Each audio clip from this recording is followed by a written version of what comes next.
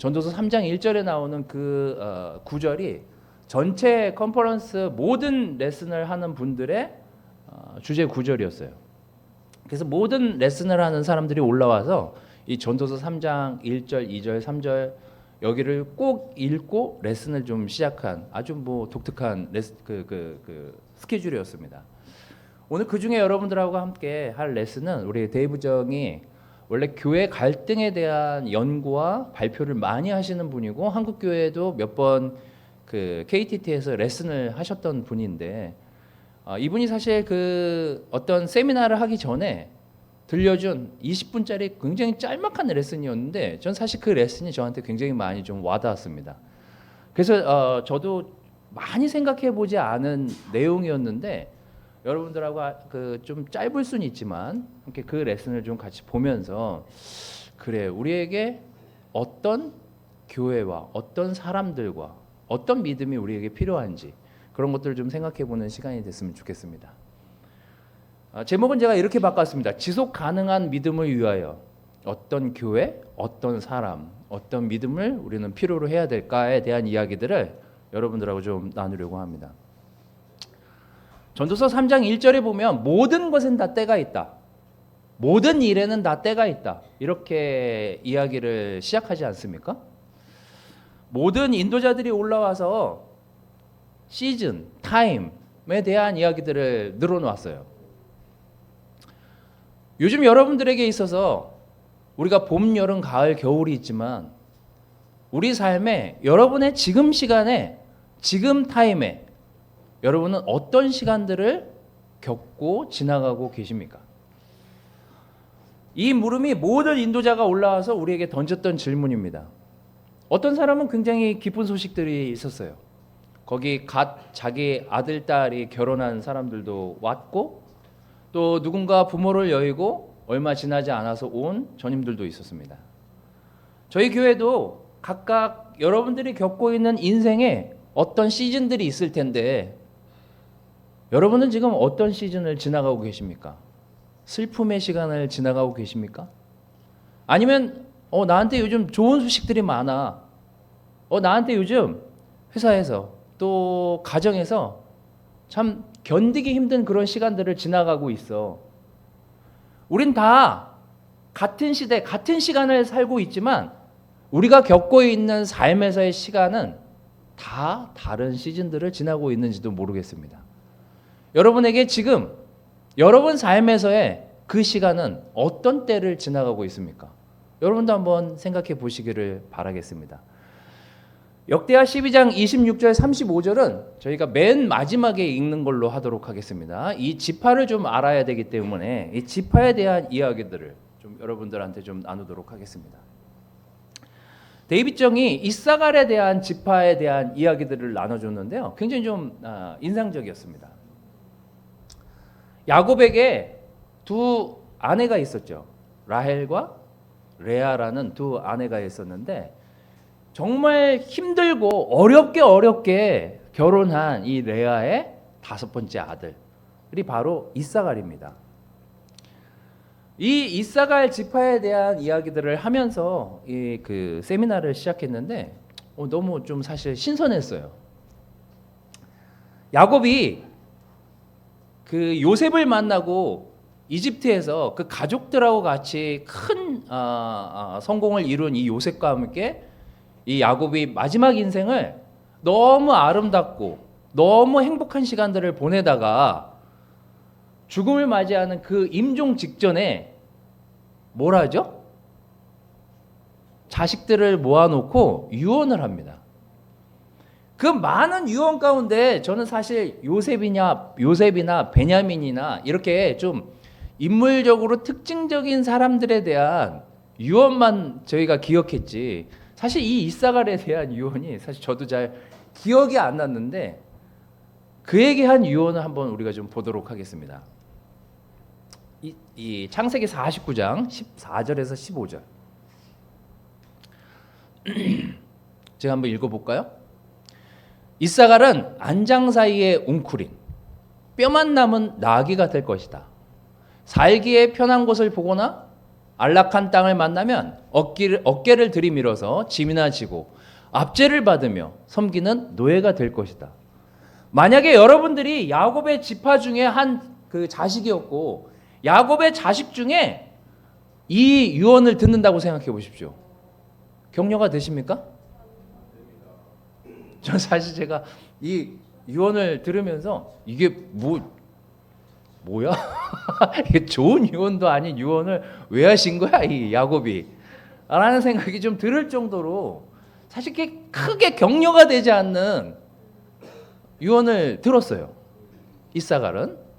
근데 제가 만약에 이사갈이었다면 아버지를 붙잡고 아버지 그 뒤에 뭔가 격려되는 메시지라도 주고 가셔야 되는 거 아닙니까? 근데 이렇게 하고 지나가고 야곱이 죽어요. 그리고 실제 이사갈은 엄청난 주변에 있는 민족들에게 핍박을 받고 노예가 되고 그런 시간들이 지나가요. 근데 이 이사갈이 언제까지 살아남는지 아십니까? 다윗의 시대에 엄청난 역할을 하면서 굉장히 많은 부각되는 민족으로 떠올라요. 참 신기하죠? 유언은 이런 유언을 들었는데 세대를 계속 지나서 다윗의 시대에 다윗을 왕을 세우는 데 있어서 혁혁한 공과를 세우는 그 지파로 살아남아요.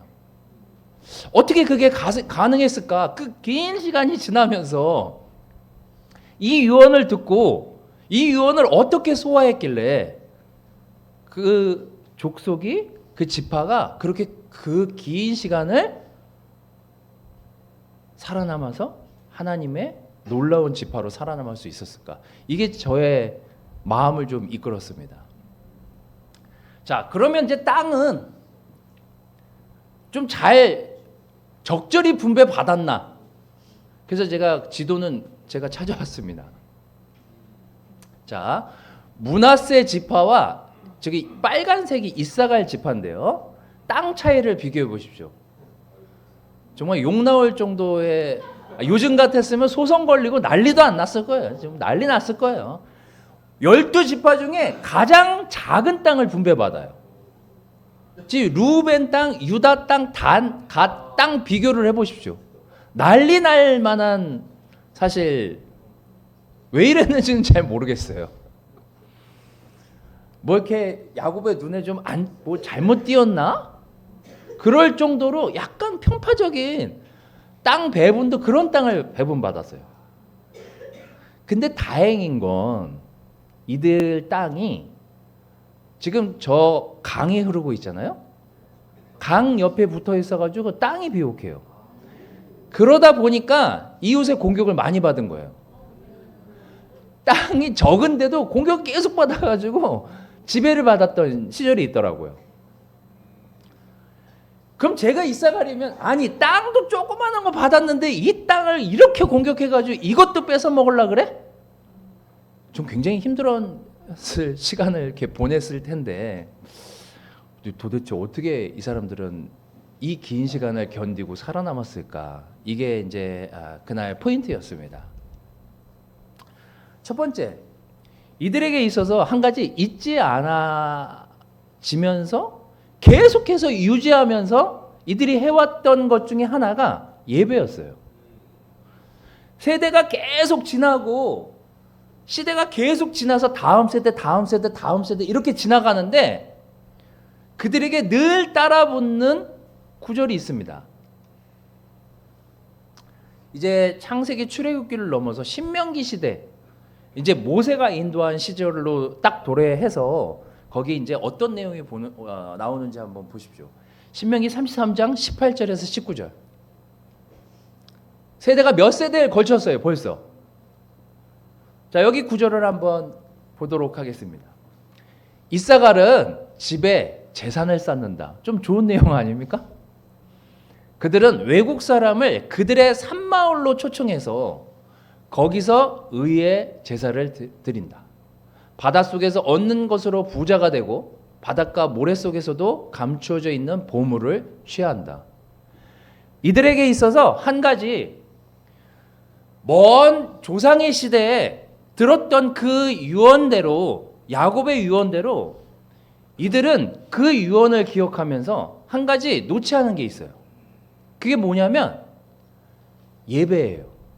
하나님께 드리는 제사를 놓지 않았어요.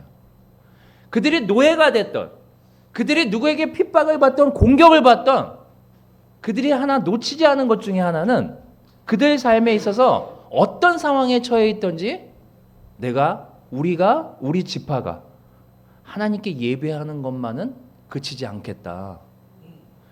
근데 이 이사갈 지파 외에도 많은 나머지 11지파가 있었는데 땅을 엄청 빼앗겨요, 나중에. 그리고 다른 핍박을 이사갈보다 훨씬 더 많이 받아서 아예 다른 신을 섬긴 지파들도 있어요. 근데 유독 이 이사갈 지파만큼은 제사를 드리고 예배를 드리는 걸 그치지 않으면서 나중에 모세에게 굉장한 칭찬을 받습니다. 지금도 이 칭찬을 모세에게 받았지만 이 제사장이 그 성막에 들어갈 때 옷을 입잖아요.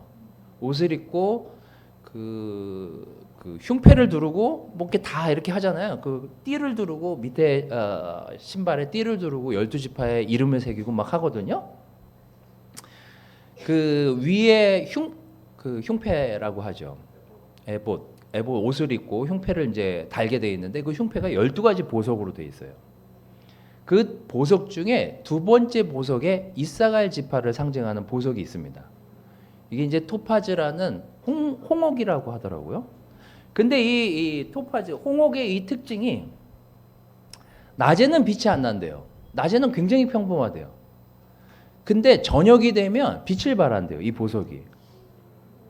토파즈가 뭔지 모르겠어요. 그런데 이 이사갈 지파를 표현하는 보석이 토파즈라고 하더라고요. 저도 이제 뭐 사전을 찾아보고 뭐 하면서 알게 된 내용입니다. 근데 이 보석만큼은 낮에 막 이렇게 막 티가 나거나 빛이 나는 보석이 아니래요. 저녁이 되고 어둠침침해졌을 때 굉장히 빛을 발하는 보석이라고 하더라고요. 아마도 이 이사갈 지파를 모세가 옆에서 꾸준히 지켜보면서 한 가지 느낀 것은 시간이 지나도 변하지 않는 빛나는 마음 같은 그 마음을 가진 지파가 이 이사갈 지파였기 때문에 아마도 보석을 이렇게 지칭할 때 이 토파즈라는 보석을 그들에게 이사갈 지파를 표명하는 그런 보석으로 상징하지 않았을까라고 하는 뭐 여러 학자들의 얘기가 있지만 어쨌거나 이사갈 지파가 몇 세대를 걸쳐서 이 예배를 꾸준하게 유지했다라는 건 이들이 이 지파를 유지하고 이어나가는데 상당한 역할을 했다라는 생각이 들었습니다. 교회가 또 우리의 개인의 삶이 어떤 시즌에 어떤 때에 있던지 간에 우리의 예배가 그치지 않는다면 우리가 개인적으로 하나님께 드리는 그 우리의 감사한 마음과 하나님께 드리고자 하는 우리의 마음의 예배가 그치지 않는다면 이 전 세대가 어떤 유언을 들었던 이 전 세대가 어떻게 그 일들 때문에 고통을 받았던 그들에게 그 다음 세대가 계속 지나서 우리의 세대가 됐다 하더라도 그 지파와 그 사람들과 그 가정과 그 교회가 살아남을 수 있었던 가장 큰 이유가 될 만한 게 뭐가 있을까를 생각해 본다면 오늘 매주 드리는 어떤 예배의 한 예배로 오늘도 우리가 예배를 드리지만 오늘의 이 예배가 오늘 우리가 드리는 하나님께 우리에 대한 마음이 감사함과 하나님께 영광을 드리는 그 마음으로 오늘 이곳에 참여해서 우리가 예배를 드리고 있다면 우리에게 지금 시즌이 지금 때가 좋든 좋지 않든 어렵든 핍박을 받는 시대이든 우리 다음 세대가 우리를 보면서 그 예배를 지속해서 이어나갈 수 있다면 아마 어느 세대에선가 너무나 영광스러워 너무나 기쁘고 너무나 오래도록 하나님과 그 영광의 기쁨을 누리는 그 기쁨의 예배를 드려질 수 있는 그런 교회가 될 수 있지 않을까. 그래서 우리가 드리는 오늘 한 번의 이 예배가 또 우리 삶에 드리는 그 어떤 우리 삶에서의 하나님께 지속적으로 드리려고 하는 그 예배가 우리에게 얼마나 중요한 것인지를 깨닫게 해주는 포인트여서 저한테 아주 도움이 됐습니다. 이 두 번째, 이 이사갈 지파가 굉장히 특이한 지파인데요. 땅덩어리가 적고 사람이 적다 보니까 사실 다른 지파에 비해서 군대가 굉장히 약했더라고요. 그리고 굉장히 힘이 없어요. 근데 이 지파에 가지고 있는 특징 중에 또 하나의 특징이 뭐냐면 하나님만 믿고 의지하는 그 용기가 다른 그 지파에 비해서 사실 되게 똘똘 뭉쳐있고 되게 믿음이 큰 지파였더라고요. 그래서 사실 되게 놀랐어요. 자, 우리 이사갈 역대상 그 7장 18절에서 19절 말씀에 이런 내용이 나옵니다. 이사갈의 아들들은 돌라와 부하와 야숫과 시므론 이렇게 넷이다. 돌라와 아들은 우시와 르바야와 여리엘과 야메와 입삼과 스무엘인데 이들은 돌라 가문의 족장들이다. 다윗 시대의 족보에 오른 용감한 고난들의 수는 22,000에 좀 치워주실래요? 화면 좀 2,000에 뭐였죠? 2,600 22,600명이다. 자, 22,600명이 많은 숫자일까요? 적은 숫자일까요? 저희가 지금 이렇게 보면 되게 많아 보이잖아요. 이게 많은 수가 아니더라고요. 자, 이제 우리가 아까 처음에 이야기한 우리가 그 12장에 나오는 구절을 여러분들하고 저하고 읽으려고 하는데 일단 1절, 2절만은 제가 읽도록 하겠습니다. 자, 이 시대가 어떤 시대냐? 사울이 엄청나게 파워를 가지고 모든 나라를 다스리고 휘두를 때예요, 권력을. 그리고 다윗은 도망다니고 있을 시절이에요. 자, 그러면 자본주의에 살고 있는 우리의 눈으로는 지금 누가 더 유리하고 누구를 따라야 우리의 목숨을 견질 수 있겠습니까? 사울이죠. 지금 이 다윗은 자기에게 군인도 많지 않고 훈련된 사람도 많지 않고 자기를 도와줄 사람들이 없는 시절이었어요. 근데 여기 이제 그 다윗을 도운 지파들이 쭉 나옵니다. 이 12장에 재밌는 얘기들이 이제 여기 쭉 나오는데 많은 지파들이 이 이사갈 지파를 제외한 나머지 지파들이 병력이 상당해요.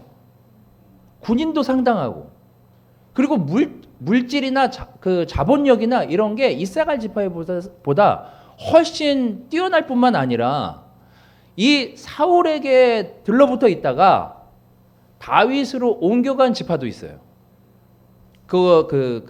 사울에게 충성을 다하다가 옮겨간 지파들도 이제 여기 거론이 쭉 됩니다. 그러면서 이제 이 12장에 대한 내용들이 거기 각 지파가 지금 어떤 일들을 했는지에 대한 내용이 쭉 나와요. 근데 굉장히 인상적인 내용이 여기 나옵니다. 자, 다윗이 기스의 아들 사울에게 쫓겨서 시글락이라는 곳에 있을 때 그에게 와서 싸움을 도와준 용사들이 있어요. 이들은 굉장히 훈련된 사람들입니다. 좌우 양손으로 무립에 돌도 던질 줄 알고 화살도 쏠 줄 알고 그런 사람들로서 활로 무장을 한 사람들인데 베냐민 지파 사울의 일족이다. 사울의 친인척인데 여기 다윗을 도우러 온 지파가 있어요. 자, 다음 페이지. 자, 이제 여기서부터는 우리가 한번 좀 읽어볼 필요가 있습니다. 그래서 이 두 구절은 한번 여러분들하고 저하고 같이 읽어보도록 하겠습니다. 자, 시작.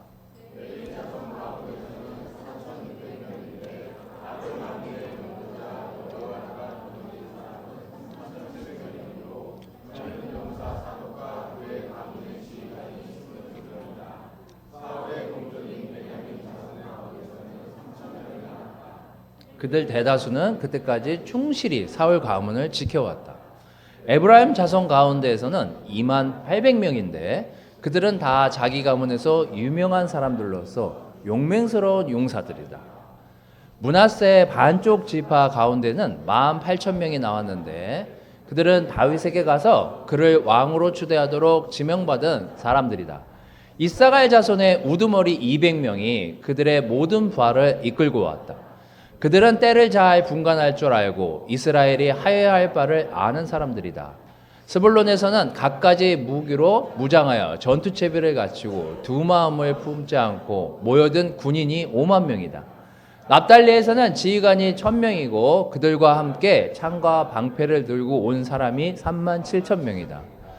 단에서는 전투 채비를 한 군인이 2만 8,600명이 나왔다. 잘 보세요. 이 뒤에는 더 많은 인원들이 합류하게 됩니다. 각 지파에서 수만 명씩 따라와요.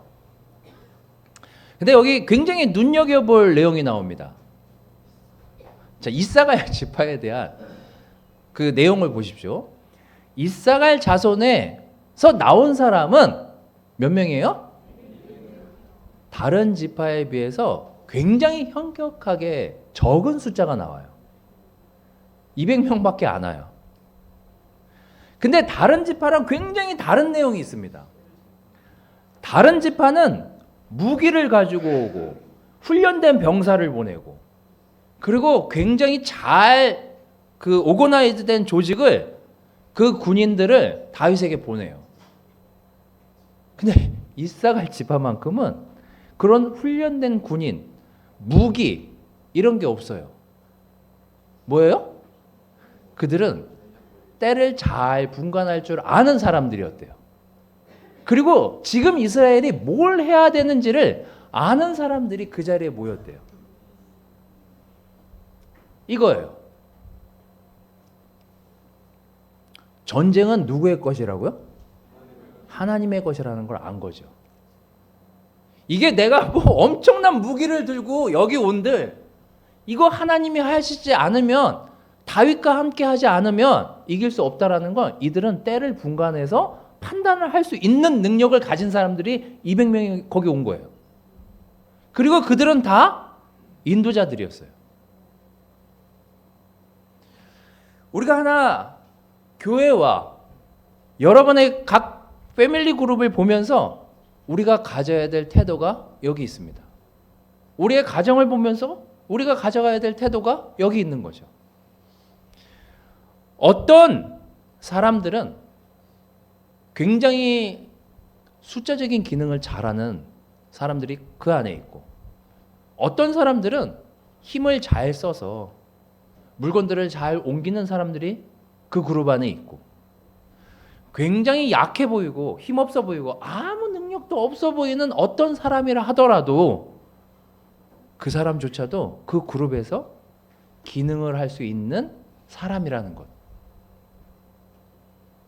그래서 지금 우리가 보고 있는 교회, 우리가 보고 있는 어떤 그룹, 그 그룹에 하나님이 보내셨다면 쓸모없는 사람은 한 사람도 없다. 이게 이사갈 지파를 보면서 우리가 배우고 느껴야 될 교훈이 아닌가라는 생각이 듭니다.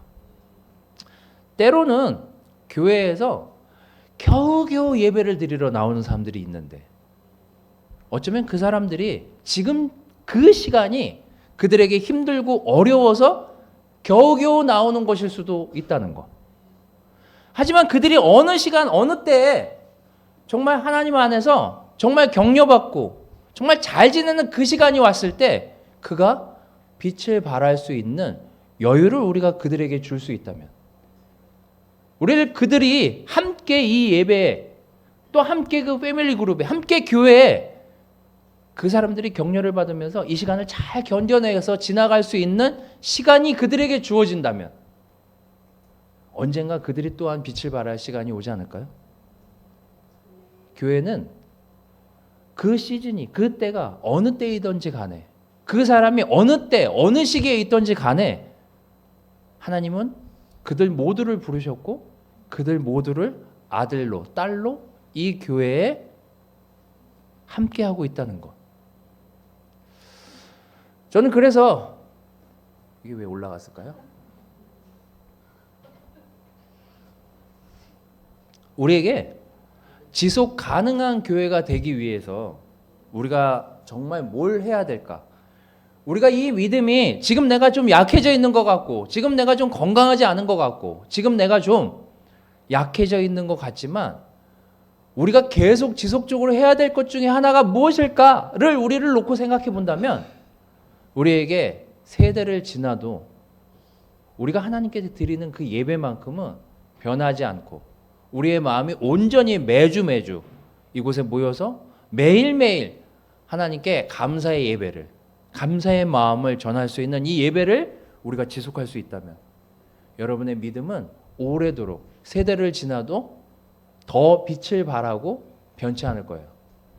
전 그런 교회가 정말 지속 가능한 교회가 되지 않을까라는 생각이 들었습니다. 또 우리에게 지금 당장 쪼그라든 것 같고, 지금 당장 뭐 못돼 먹은 소리를 들은, 별로 격려 안 되는 소리를 듣는다 하더라도 그 이사가의 지파처럼 긴 시간을 살아남으면서 하나님에 대한 이해, 하나님을 우리가 어떻게 받아들여야 될지, 그리고 이 시대를 우리가 어떻게 분간해야 될지를 받아들일 수 있는 그 통찰력을 이 안에서 지속적으로 가져갈 수 있다면, 하나님이 그 용기를 보시고, 하나님이 그 마음을 보시고 우리의 삶을 인도해 주시지 않을까라는 생각이 들었습니다.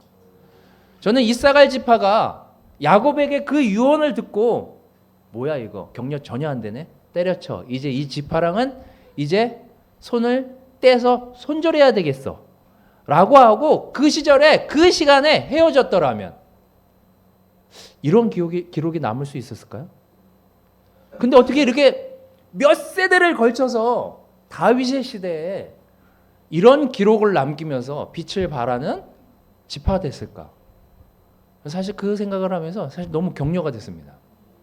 그 세미나 하면서 데이빗 정이 뭐 몇 가지 이렇게 페이퍼를 주면서 그 첫째 날, 둘째 날 그 페이퍼에 관련된 내용들을 이렇게 우리가 테스트했는데, 결국 이거예요.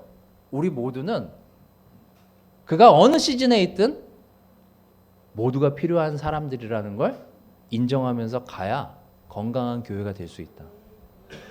우리 모두 지금 용기가 좀 없고 지금 믿음이 좀 떨어져 있는 시간들이 있는지는 모르겠지만, 우리 모두 서로가 격려하고 서로가 함께 하려고 하고 서로가 믿음을 세우려고 할 때 하나님께서 우리 모든 교회에 함께 하실 것이라는 그 메시지가 저한테 굉장히 좀 인상적이었습니다. 한 가지 한국 교회만의 문제가 아니라 지금 전 세계 교회가 사실 몸살을 앓고 있습니다. 리더십 관련한 구조를 변경하고 있는 과정에 있다 보니까 저희가 가서 그 리포트를 듣는데, 이게 한국 교회에서만 일어나는 일이 아니라 미국 전역 전 세계에서 일어나고 있는 이 리더십의 패러다임의 이 변화를 우리가 어떻게 받아들일 것인가, 그리고 어떻게 변화해 갈 것인가에 대한 많은 논의가 있었습니다. 우리가 놀라지 말고 또 신기하지 말고, 우리가 이 시간에 배울 것들은 배우고 변해야 갈 것들은 변해가면서 하나님과 함께 지속적으로 감사의 예배를 그치지 않고 우리 서로 모두가 격려하면서 이 놀라운 교회를 지켜가고 다음 세대의 건강한 교회를 물려주는 지금의 여러분들이 됐으면 좋겠습니다. 말씀을 마치도록 하겠습니다.